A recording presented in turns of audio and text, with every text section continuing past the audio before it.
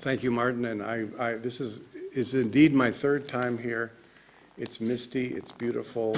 I always have different thoughts in this place than I have in other places, and in fact, when I came the first time, I decided to get kind of wild and crazy and walk up some of those paths, and the thinness of the air got to me, and anyway, it stuck in my mind, and so I used it as a scene in the Anthologist. I decided that that my poet, free verse poet named Paul, would attend the International Congress of the Word in some unnamed spot in Switzerland after having forgotten to renew his passport, and that he would go there and have a panel discussion, and then he would encounter Algernon Charles Swinburne on the path. So I was so grateful to Martin and to this place for allowing me to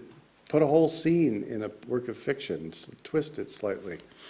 And when I came to here, and I was very nervous about the Anthologist because I'd never read it anywhere, actually. So I just finished it, and it was just coming out, and I didn't know how it would work, and you guys were so nice to me. So I read it aloud, and it sounded okay. And so I really have a special feeling about this place. And I wanted to say that one of the ways that I wrote the book, actually, was a little different. I decided that my earlier works, I have very long sentences and lots of subordinate clauses and complexities, and I was happy to do that then, but the Anthologist is by a person who's different from me, and so I wrote it in various experimental ways. One way was to set up, I had a white plastic chair, and I put it in various places around the house in Maine where I live. You know, wherever you sit, you have different thoughts, right? If you put a plastic chair at the base of the front stairs of your house, you're going to have a different thought than if you put it in the grass on the side of the house. I was sitting to the one side of the house in this white plastic chair, thinking about how I would explain iambic pentameter in a novel. Well, actually, at that point I thought, it's not going to be a novel, it's going to be a meditation on poetry. And so I was saying iambic pentameter lines to myself. Iambic pentameter is pent is 5, right? So Dryden writes, all human things are subject to decay, and when fate summons, monarchs must obey. There's something secret going on there. Pent, 5, all human things are subject to decay. That's why it's called pentameter, 5. But actually it isn't 5 at all, is it? All human things are subject to decay, 6. And when fate summons, monarchs must obey, 6. There's a secret rest in that line. And when I thought of that, I thought, my God, I have a novel, you know. I really do. I have something to say. A novel is something that you want a character, and you want bad things to happen and good things to happen. You also want to have something to give the world that's a bit of new knowledge, because otherwise, why do it? So I wrote the book, and one of the ways I did it was I set up video cameras around, and I tried to explain poetry to the video camera a lot of times until I got so tired and bored with my initial spiel that I kind of went off track and started to explain other things, and then I had to transcribe everything. And then I came up with a third way, which was called speak typing, which is where you sit maybe at 2 in the morning and you think really hard and you talk what you're typing. And there's something about having to talk at the same time you type that makes the words come out in a different order than if you just type. If you type, things get complicated and you go back and revise. But if you talk and type at the same time, the words come out in the way they should come out sometimes. Of course, you have to revise. So the Anthologist was a more experimental, was written in a more experimental way, with lots of transcription and rewriting. And then I read it here, and it seemed to go okay, and so it was just an enormous relief. So I'm so glad and grateful to be back here on the 20th, thank you, Wolfgang, the 20th anniversary of this wonderful place that helps, that makes sense of things and tries to ask deep questions and confuses us in a good way, you know? So thank you. So I thought what I'm trying to do is always come up with words. It's like, I talked about this in class today, it's like in an old-fashioned cotton candy machine at a fair where you have a cone of paper and you move it around. Do you have those here? You move it around this big steel bowl, and the cotton candy slowly gathers and gathers until you have a whole mass of cotton candy. Those are the words. And the words both help and hinder. So I wanted to talk about that and to give you a little autobiography of what it was like to try to learn how to wrap words around things first, and then I'll read from Traveling Sprinkler. I haven't said enough how much I love this place, though, really. I really think, I love the chairs, which is a lot. You know, you've got to, a place is a collection of rooms and people and food and conventions and things that happen over and over again, but slightly differently. And this is the only place I've come back to, so I'm really grateful. Anyway, I bought a glass at Crate and Barrel. Okay, anyone know Crate and Barrel? Of course. A drinking glass, because I admired the design and because I'd broken one like it at home. I brought it to the cashier and I watched her wrap up my purchase. She worked very fast, but she was kind enough to let me photograph her movements. She set the glass on its side at one corner of the square stack of soft paper, which is somewhere between blank newsprint and tissue paper. There's a little crinkliness to it. And she rolled the glass forward, taking 2 sheets of paper along with her.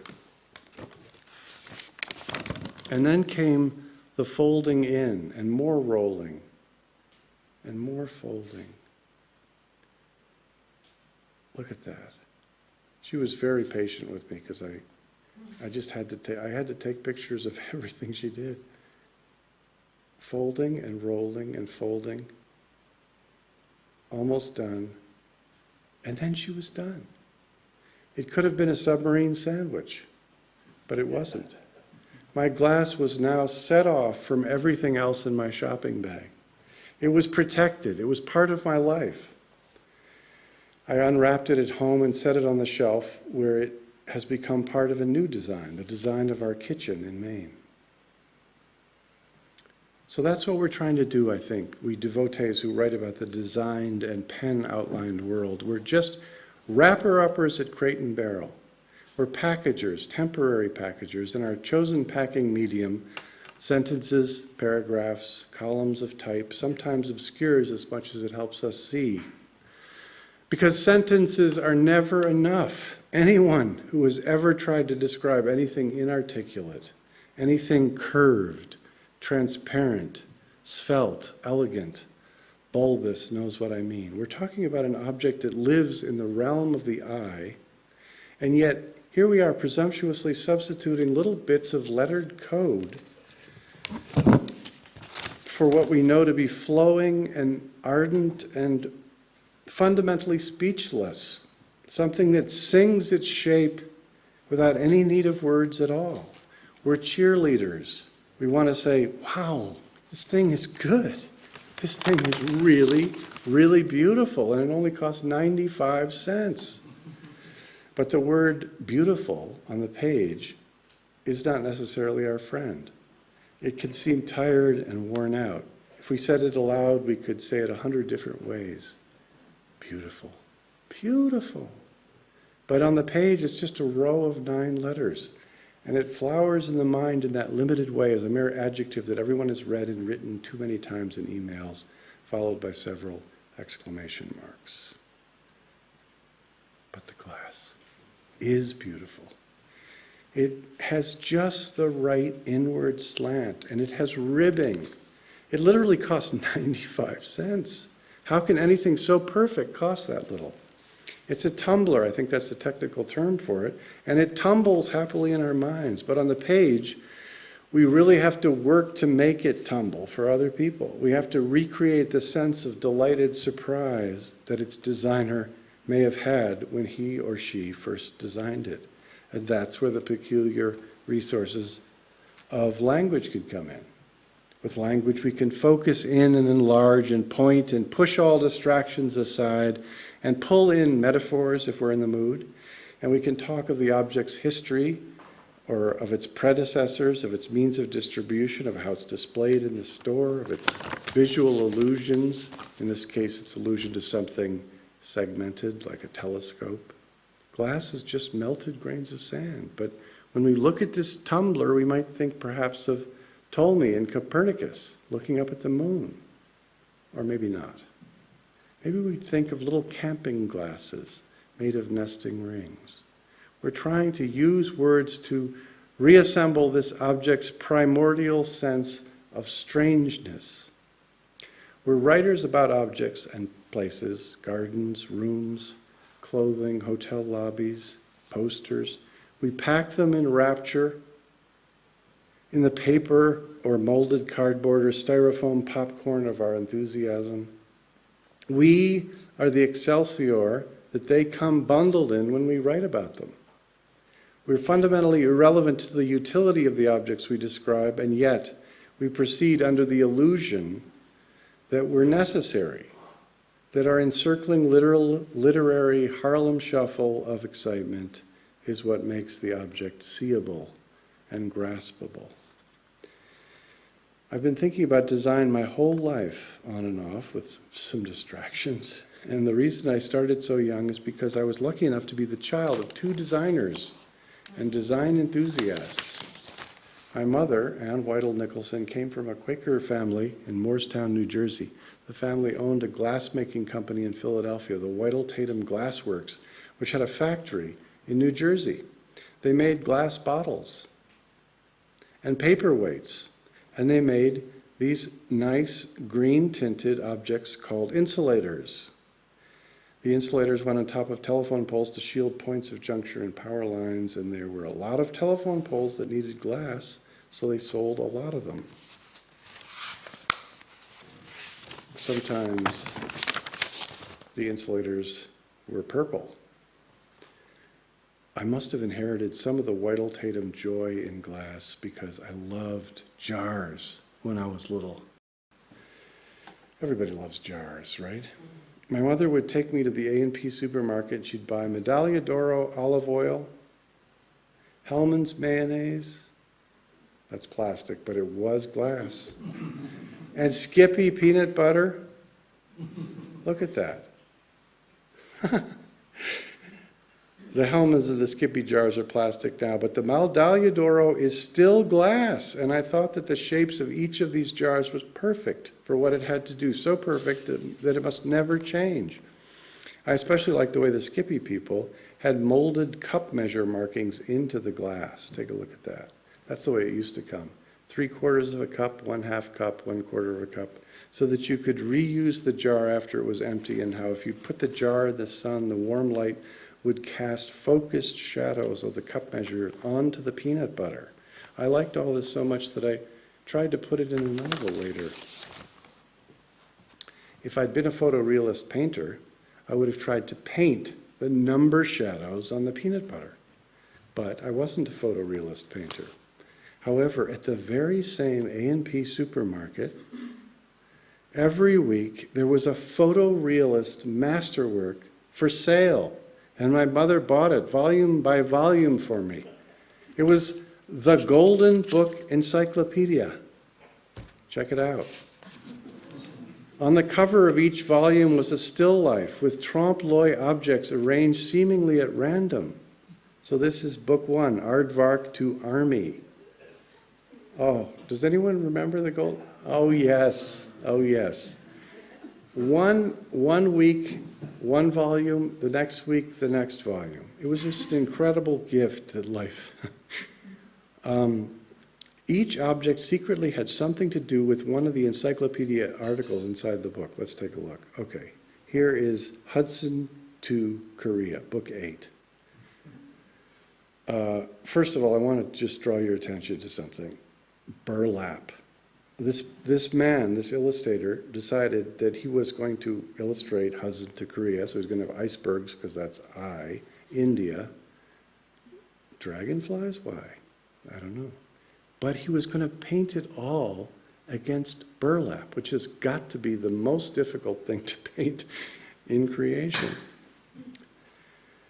Okay, look at this. This is navy to parasites, so you have black olives. Not only black olives, but you have the shadow of black olives. And of course, you've got to have a nut hanging from a piece of thread. What would the painting be without that nut? So what I wanted to do was figure out recently, when I was thinking about this set of Golden Book encyclopedias, there are about 17 volumes, right? Who painted these things and why? And what I found was that they gave the names of the cover artists: Ned Seidler, Ken Davies, and Don Moss, right? But they didn't say which artist painted which volume. All right. Oh, I went back. Donald Moss painted this volume, I know, because I've done some serious research. And that man in the middle is a scientist, obviously, and he's holding up some red liquid that probably means nothing. And here's another painting by Donald Moss. Oh yes, same scientist, not red liquid, now it's some sort of bizarre syringe, but we know that's a painting, photorealist painting by Donald Moss. And he also did golf paintings for Sports Illustrated. He had a long and happy career painting interesting things for various commercial publications. Ken Davies turns out to be the most famous of the three. He does real photorealist paintings, and I actually reached him by phone. He's in his 90s now. And I said, Ken, I'm writing about you. And he said, I don't remember which volumes I painted. So I was heartbroken. I thought, how am I can't say this is one of Ken Davies' things, but here's another of his still lives. He's very good. Okay, the Golden Book Encyclopedia, book 12. Look at that Punch and Judy. I know that's a Ken Davies because in Ken Davies' collected paintings, he has about 3 or 4 Punch and Judy. And I know nobody else would ever be as interested in Punch and Judy as Ken Davies. So that is a Ken Davies, but it's Ken Davies, but look at that. You have to have, again, something hanging from a string, in this case, a whole potato, hanging from a string because it's parachuting to quicksand. You got to have a potato in that painting. I studied these covers for a long, long time. I didn't ever read anything inside. The writing inside was, encyclopedia writing. It was illustrated by a bunch of other people that weren't nearly as good as these people. But here's the one that was my absolute favorite. Book 13. Book 13. What is it? Book 13 is Rabbits to Signaling. Who cares what it's about? Look. Oh, no. Okay. Ned Seidler. I'm going to take a wild flying guess and say that Ned Seidler, who also made stamps for the U.S. government, including these nice pine cones, painted this because of certain indications in his style. Look at that. Look at that painting. This man wanted to paint not just the grain of the slightly aged wood, not just the shell, not just the sand, But the individual clay strokes in this image of a person's head. I just could not believe the devotion. What is his name? Ned. Ned, we thank you.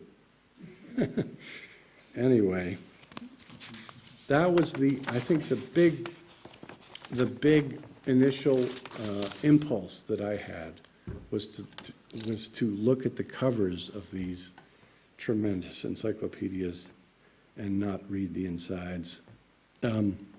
My mother also gave my sister and me drawing lessons. That was another thing that helped me a lot. She taught me art at the Memorial Art Gallery in Rochester, New York.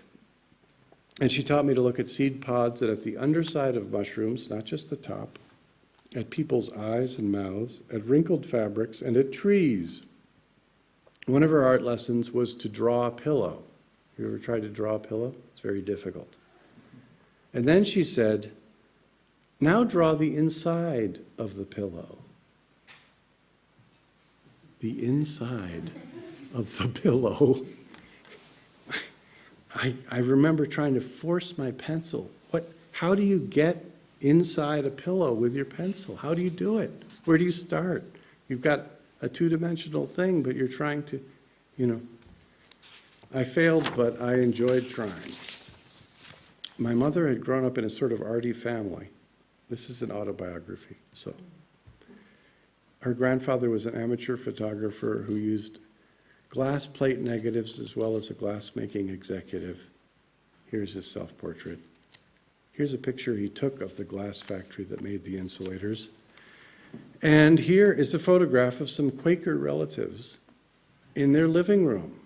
Okay, you see that bonnet that the old woman is wearing? That's a Quaker bonnet. There's no bonnet like a Quaker bonnet. I'm not sure it's a very becoming bonnet, but Quakers wore it. And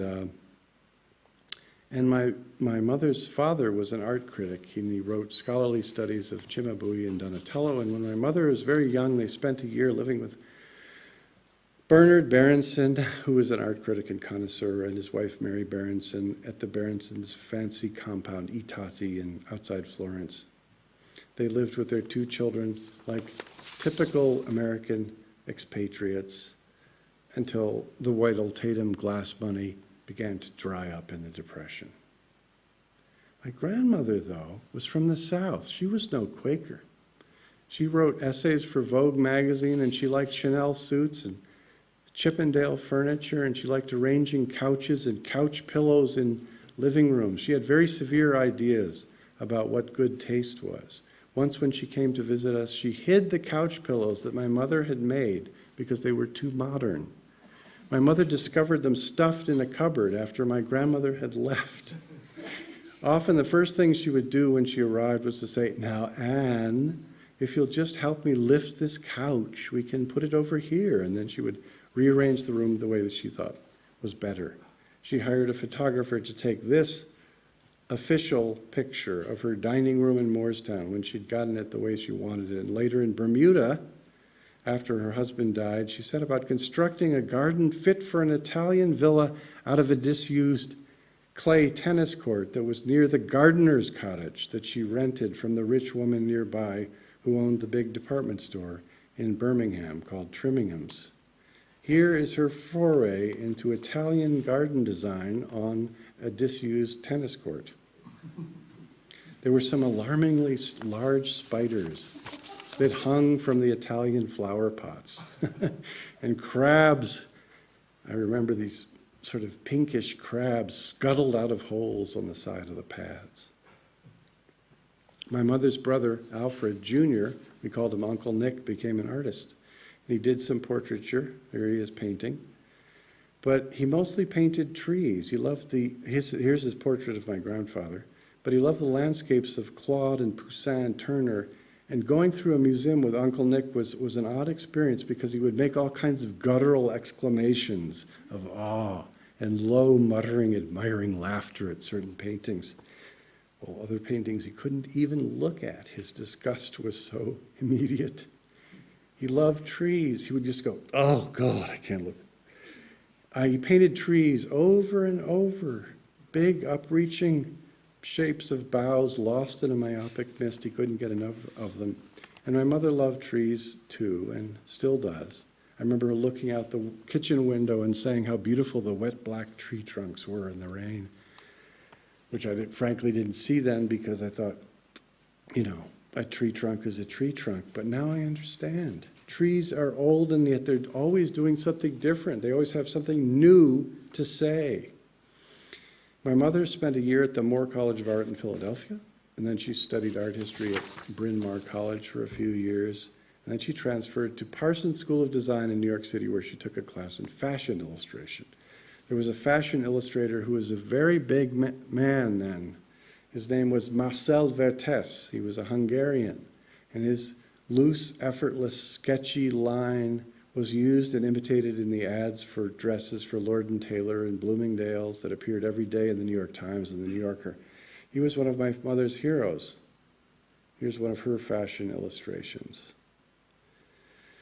Another class she took at Parsons was called Flat Design, where you learned how to design fabric and wallpaper. It was taught by a woman who was herself a fabric designer, whose designs were printed by a New York company called Greff Fabrics. My mother got a job for Greff Fabrics designing colorways for fabrics, which meant, as I understood it, the various color combinations that might go with a certain black and white piece of art that she was assigned to colorize. So she didn't design the design, she just designed the colors. She designed the colorways for a fabric that was called For Men Only, that was meant to hang probably in a golf club, I would imagine. Here are some of her other designs. Kids design. Here's well, you gotta have medallions. And here's, you gotta have mandolins. What is a house without mandolins? It says here, handprint edition by Greff on the left, right? So that shows that it's Greff Fabrics. Here's an interesting one. She designed one colorway, which was this kind of blue and gray and green. And then you could see just a bit of the other colorway, which was in reds, up above. She would paint the colors on pieces of acetate superimposed on the art. But before she got the job at Greff, which she quit in 1956, which she was pregnant with me, she met my father, Douglas Baker. He was one of 3 sons. And here, let me play for you, if I may, one of the most influential experiences of my early youth, which was the title design for a TV sitcom called My 3 Sons.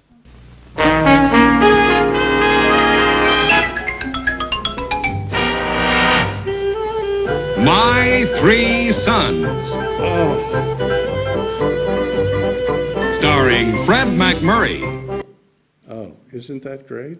It's just the line drawing, so surrounding the actual design of the shoes in the lines.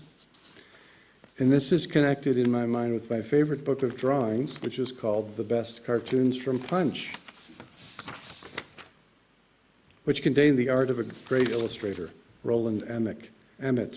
Not only were there Emmets, look at this, okay, Roland Emmett. Roland Emmett is a total genius, I think. And I looked at these almost as much, I would sort of go back and forth between the Golden Book Encyclopedia and the best cartoons of Punch. But here's a guy who's going for a hike, but he's also making the middle line of the roadway. Here is, the punchline is, there's definitely something wrong with that machine. The machine is harvesting straw, but it isn't spitting out bales of straw, it's spitting out straw hats. I laughed, what can I say?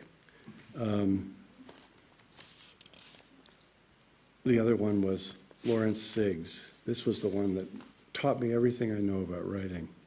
Lawrence Siggs, he's got this guy in a garret, typical artist. A little girl is looking on, and he says, "I paint what I see, child." No admittance, no sweets, no cigarettes, exit. And I thought, that is so right. You know, if you see traffic signs, if you see no admittance, paint it. Which brings me back to my father. He grew up in the South with his two brothers. My grandfather taught at a medical school. He wanted his boys to become doctors and dissect dead people, and they didn't want to do that. One became a lawyer, one became a physicist, and my father became a graphic designer. When he was 15 years old, he got excited about the art of George Luke's and the Ashcan School, and his family happened to own a nicely dented trash can or ash can, and so he painted it, and it won Best in Show at the Alabama State Fair. And on the strength of his portfolio, he got into Parsons School of Design, and he supported himself by working at a Pokerino parlor on 42nd Street at night, a place called Playland, where he dispensed change to the Pokerino addicts from a pouch at his waist, and he called out, "Poker with balls instead of cards, folks. You can't win if you don't play." Here they are playing Pokerino. And the next day, in art history class at Parsons, when all the students would file out after seeing slides of Italian Renaissance masters, my father would be sitting in his chair, fast asleep, catching up after a late night at the Pokerino parlor. My father was also a handstander. He could balance 3 stacked aluminum chairs on his chin. Later, he collected chairs, Hunzinger chairs, and Thone and Stickley furniture, and chairs he found on the side of the road that he would glue together. I watched the Elmer's glue squish out from the seams and dry to transparency, and he'd rum them with steel wool and stuff them with horsehair when they needed it. And one day, at Parsons School of Design, he told some of his friends that he could walk on his hands all the way down the hallway. That's when my mother really first took note of him. This young man who fell asleep in art history class and who knew how to identify typefaces at a glance was walking on his hands down the hallway with the change pouring from his pockets. So that's how my father and mother met. And while she was working at Greff designing fabric, my father got a job at the Eric Nietzsche Design Studio on 57th Street, working on the imagery for General Dynamics, a company that made warplanes and submarines and atomic power. This is one of their annual reports. Eric Nietzsche was a Swiss designer who created kind of corporate modernism. He was the man. He was the one who began corporate modernism. And my father was there with his T-square and his triangle in the Nietzsche's atelier. Here are 2 things he worked on for Eric Nietzsche. General Atomic. There's an atomic reactor. What can you say? And he was, along with my mother, soaking up the whole exciting new world of design that was happening in New York City in the 50s, a world of ball bearings in museums and cleanness and of corporate logos and of commercial art seen as art and of Saul Bass title designs. And then in 1960, when I was 2.5, my father was offered a job in Rochester, New York, and he began his career as a New York-style graphic designer transplanted upstate. That's too early. One of his early designs I remember, but I don't have a picture of it, and nobody has a picture of it, and it's gone, was a Genesee beer point-of-purchase display. He used a little electric motor, and that made this cardboard man's arms move, and they were ecstatic. This little cardboard man was ecstatic because he was, on top of a pile of Genesee beer. And here's another of his posters. This is for the Bryn Mawr book sale. And I watched him take books from our bookcase, and he stacked them up. Naturally, Lady Chatterley's Lover is between the Blue Fairy book and the Liberal Imagination. I don't think he thought about it. He just piled them up and tied a string around it and wrote "sold." And he took a picture, and then he developed the film, and then he enlarged the picture, and then he put some typography on it, and it was this poster. And it was amazing to me that something that was part of our life, that was just on our shelf, could suddenly become something that was published on cardboard.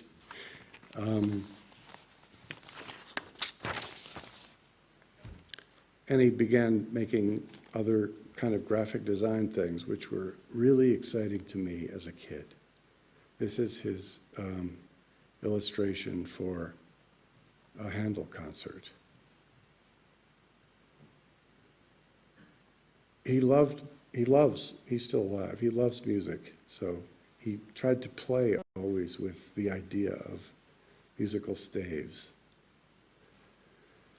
And this is one I really remember because in 1964, so I was born in 1957, so I was 7, he took me into work one Sunday and he squashed his hand down on a bunch of ink, and then he squashed it on a piece of white paper, and that's his hand. And then he squashed my hand and didn't use it in the poster. And then he painted those little trees, and it's, you know, an anti-war poster. And sometimes he would enlist me and my sister in advertising. We were pretending to be in awe of a new kind of popcorn popper for a certain advertisement. And he made logos. He loved the idea that a corporation has an identity. So he started making corporate logos. Here's one for a circuit company. Fairchild with the E's echoed by the F. Domini Builders with the block in negative space. Memorial Art Gallery in Rochester with the M implied by the arches. And he made a poster for my wedding. I'm still married. Thank God. Planned Parenthood of Rochester, he did a logo for them. Rochester Museum of Science Center. Okay, this is the logo. He got involved in the Schumann Gallery. I like the G swooping in.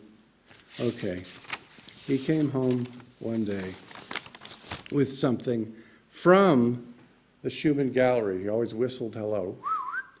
And he'd say, Annie, I'm home. And he had this piece of furniture in his hand. And he said, you won't believe what I've got. It was so cheap. And it was carved by a woodworker named Wendell Castle. And it's a music stand. And that's Wendell Castle. He lived in Rochester. He still does. And my mother said, you know, let's see, it only cost, what did it cost? He said it cost $300. My mother said it cost $600. But anyway, it was a huge amount of money, made of laminated white oak. And my mother said, we don't have that money. And he said, look, it's a thing of beauty. And Wendell's furniture was a brand new kind of furniture, was sort of a hippie-ish reinterpretation of Art Nouveau. And he was right to buy it. And I practiced bassoon on this music stand for years. And one time a squirrel got in our house and leapt onto the music stand, and it fell over, and the two corners broke off. And Wendell came in and glued them back on, so you don't know. And last time we had it evaluated, it was worth $10,000. Amazing. So after that, we decided we were going to get a little crazy with it. We were going to commission, not we, because I was a little kid. I was 1966. I was 9 years old. We were going to commission Wendell Castle to build a dining room table. And it was not going to be just any dining room table. It was going to be a dining room table that didn't have legs. It was going to be a dining room table that came down from the ceiling and came out and was surrounded by strange biomorphic furniture. And he built it. And he came in one day and he bolted it to the ceiling. And it was so weird that a guy from the New York Times came and took this picture of it, which is the only really formal picture we have of it, because, and here is where I get to the sort of sad part of the story.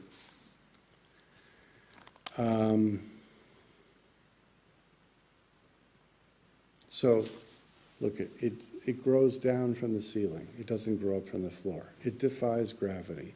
It fans out like some kind of weird plant. And I used to do my homework on it. And I had to put several layers of paper under my homework so I wouldn't leave little numbers and letters on the white oak. And I love this table so much that we always had the furniture sort of back against the wall. I would just walk around the table, trailing my finger around the oval. It was so smooth. It was just incredibly smooth. And sometimes we had birthday parties at the table. The person this is my sister's birthday party, so she is in the middle of the table. That was the place of honor. I was on the outside of the table, looking on.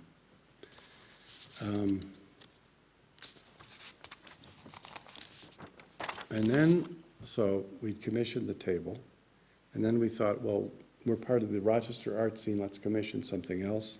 So we commissioned something else that came from the ceiling by Al Paley. This is his most famous thing from Washington, these bizarre wrought iron gates. He's a person who believes that wrought iron is really a Hershey bar, and you can melt it and bend it and do anything with it. And so he built this planter that came down from the ceiling, and I don't have a picture of it. It's gone from our life.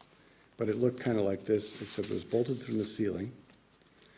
It was a piece of madness in black metal with a single inward spiraling curve that ended with a delicate vinyl tendril, iron wrought as if iron grew in a rainforest. I can't remember now if it cost $600 or weighed 600 pounds, or maybe both.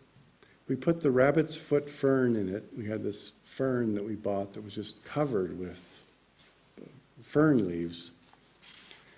And I really thought that we had arrived somewhere around 1970. Our house design was complete. The woodwork was painted with colors chosen by my mother. All the furniture was glued together and recovered and recaned, and the Wendell Castle table was in the dining room, and the rabbit's foot fern was thriving in the planter.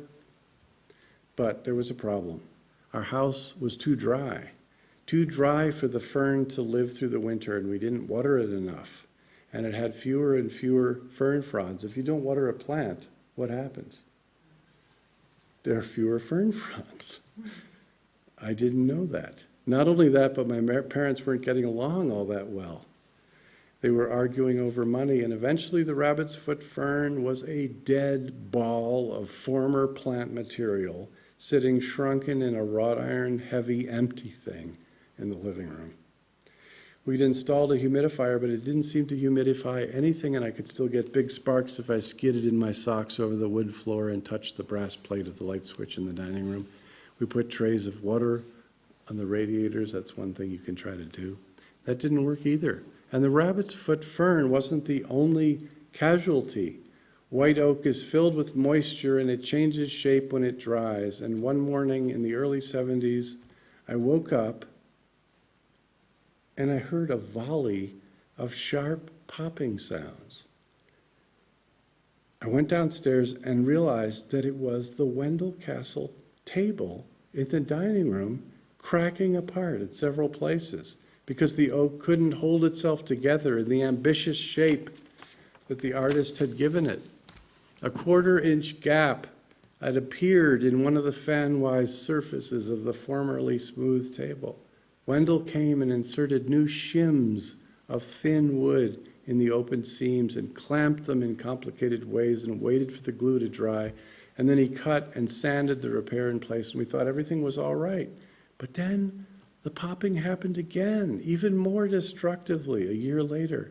More alarming gaps appeared, and eventually Wendell realized that the table was really self-destructing. It was in fact a little like the conceptual art machine Homage to New York by Jean Tinguely, which my father showed me in one of his art books, a large wheeled assemblage that played a burning piano and then began sawing itself apart and exploding. That was its artistic moment. The table's artistic moment was to be a part of our small domestic existence in Rochester for several years, with Wendell Castle's signature curved into an inside surface. And then it decided to break itself down. We said goodbye to it. And Wendell Castle came with his crew and unbolted it from the ceiling and took it away in pieces, and we never saw it again. And my parents separated eventually. And my mother sold the Al Paley planter to a collector. So out of the ongoing mess of life, out of all the change that lives inevitably bring, when children grow up and families separate and form new families and new children grow up, I'm left with a sort of remembered design of happiness, of having had the good fortune to be alive in a world of arranged living rooms and mayonnaise jars and the insides of pillows, glass insulators, harvesting machines that make straw hats, and dancing men on beer cases and hanging oak tables and logos for companies that no longer exist. No design is permanent, even when it's made of wrought iron, even when it's printed on thick cardboard. All designs exist in a lived world of stylistic evolution and reimagining and physical decay and supplanting novelty. We do our best to wrap sheets of paper around these memories and shelter them, but the glass tumblers we buy go out on a kitchen shelf, and sometimes the tumblers tumble and break. That's life. Thank you.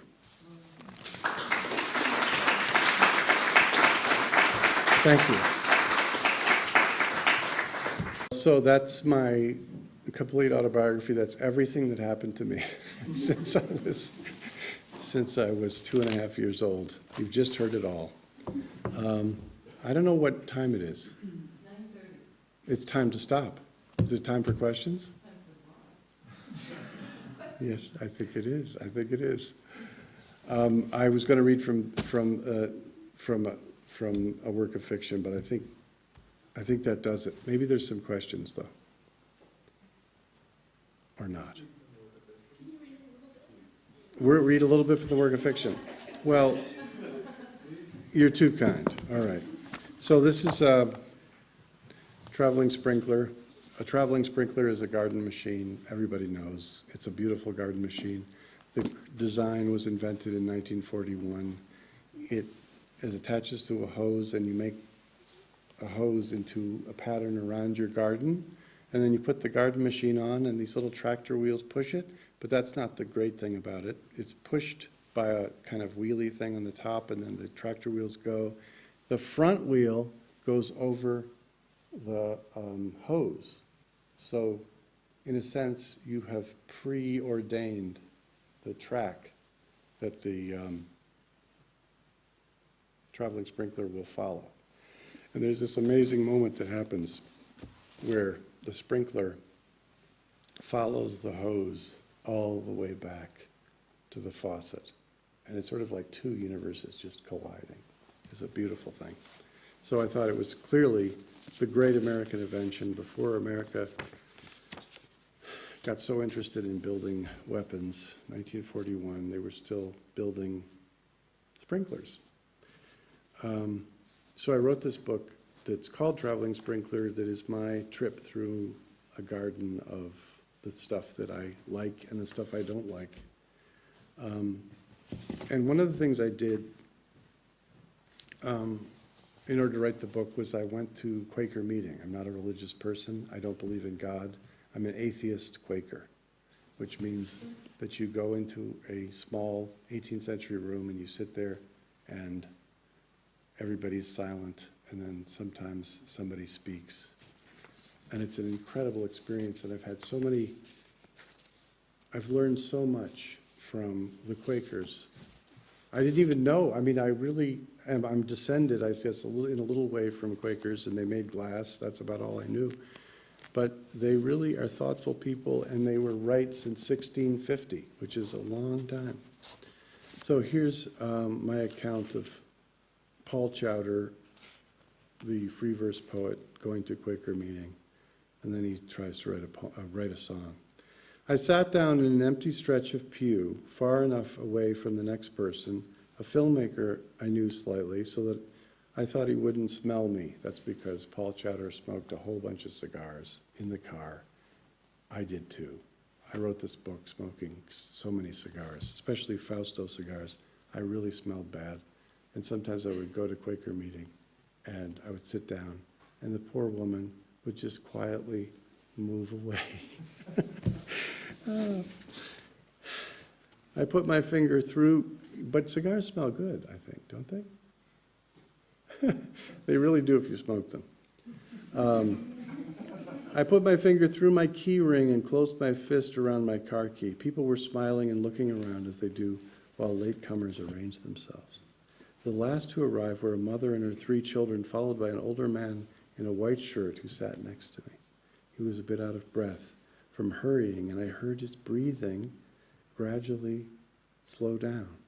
I listened to the clock for a while and thought about how many people were wearing plaid. One woman had gotten her hair cut short in a way that looked very good. There's a moth on my paper.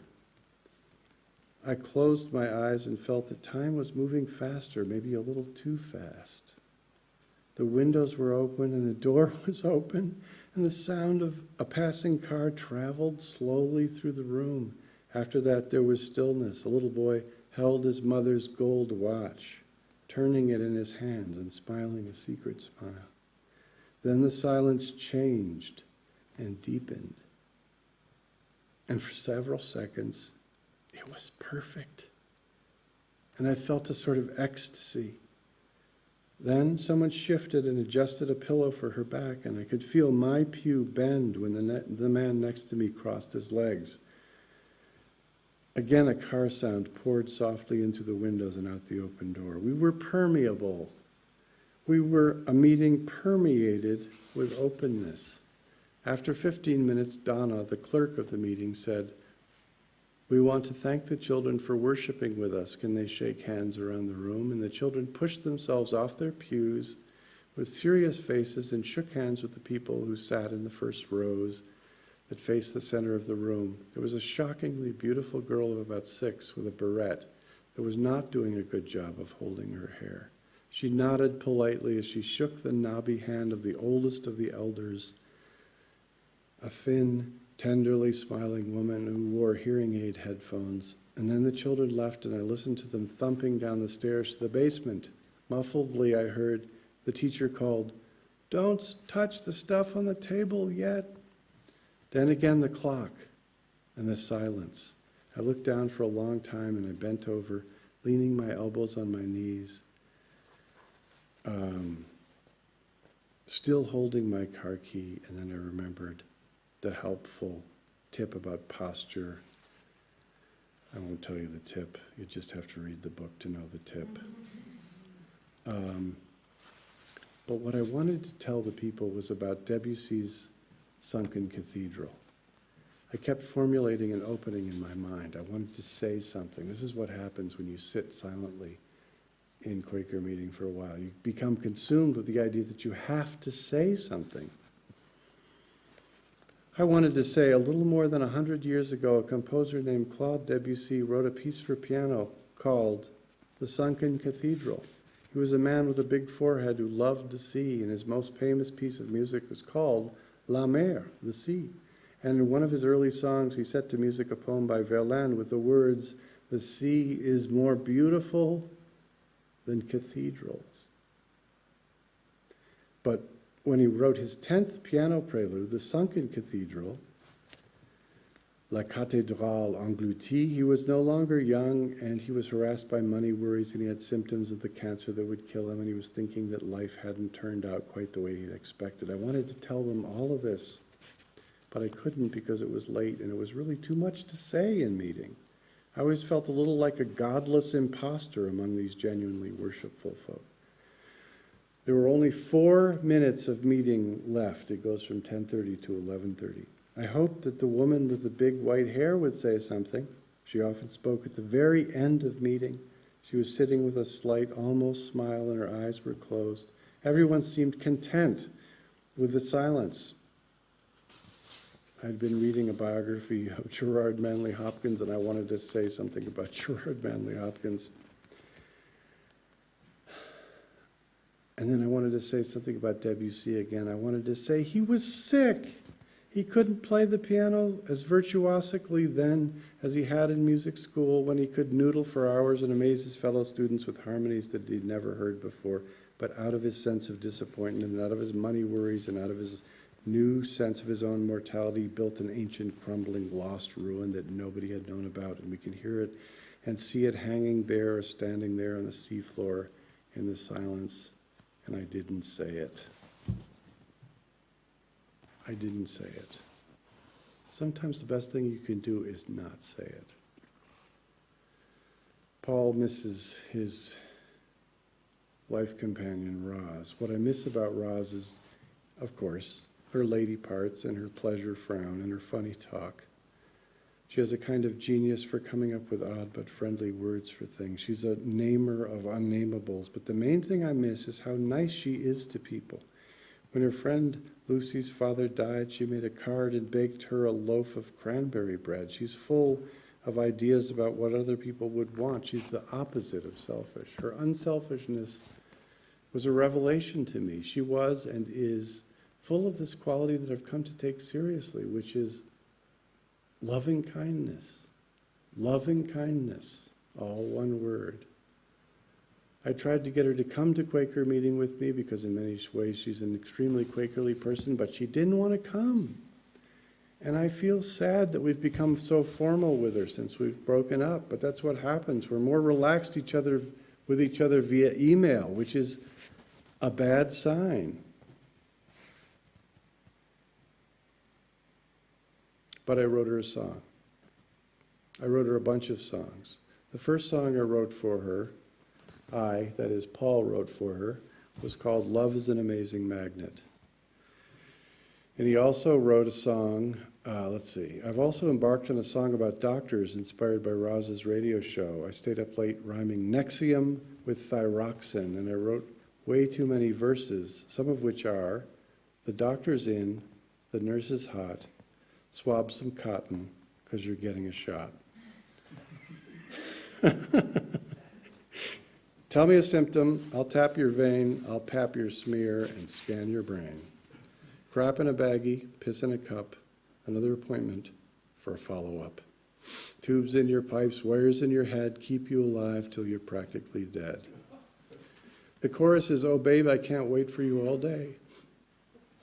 I'm going to play Roz some of my songs, and I'm going to play you two of my songs, which I've never done before, and then we will be done, all right? And I'm sorry it took so long. But let me see if I can find it here. Traveling. You can hear these on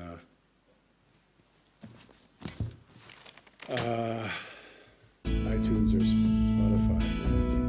Can you turn it up? Love is an amazing magnet. Love is pulling me to you.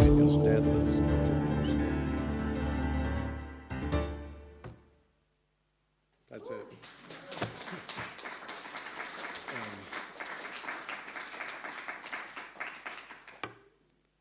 Thank you.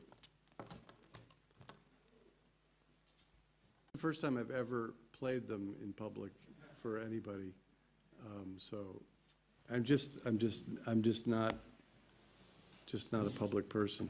What can I say? But I really enjoyed writing them, and the thing is, it's fun is to write a novel about a guy writing songs, and then try to imagine the songs that he would write, and then release the songs as if they're by Paul Chowder and not by me, so that I have a little protection.